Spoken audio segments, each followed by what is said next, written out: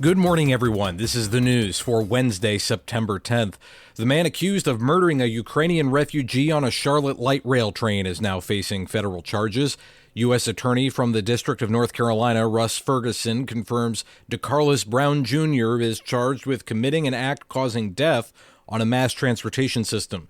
The 34-year-old already faces a first-degree murder charge in North Carolina State Court for allegedly stabbing 23-year-old Irina Zaritska on August 22nd. Ferguson says the maximum penalty for the federal crime is life in prison or the death penalty. The murder has become a focal point of the Trump administration's public efforts to crack down on crime in big cities. Poland's military says it has shot down drones that entered its airspace during a Russian strike on western Ukraine. It posted on social media that weapons had been deployed and they are looking for the downed objects. The military is also urging residents to stay in their homes. Earlier, it had said it was scrambling jets after drones flew into Polish airspace. U.S. Secretary of State Marco Rubio told CNN that he has been briefed on the matter. The U.S. Bureau of Labor Statistics is facing criticism following a large revision to the number of total jobs in the U.S.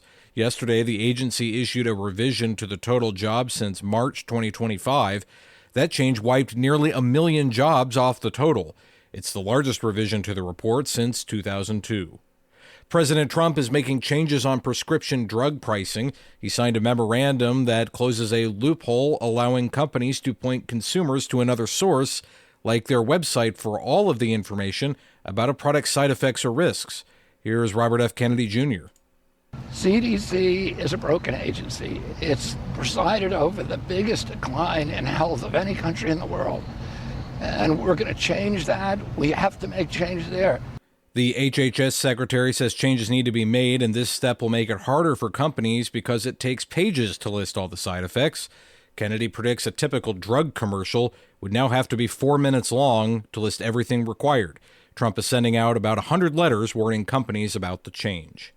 And a federal judge is blocking the Trump administration from firing Federal Reserve Board Governor Lisa Cook. On Tuesday night, the judge ruled Cook can stay in her position while her lawsuit against President Trump plays out. Cook sued the president last month in an attempt to prevent the administration from firing her from the central bank. Trump originally said he was firing Cook over allegations of mortgage fraud, which she denies. This comes as the president pushes for the Fed to cut interest rates. That's the news this morning. I'm Matthew Handley.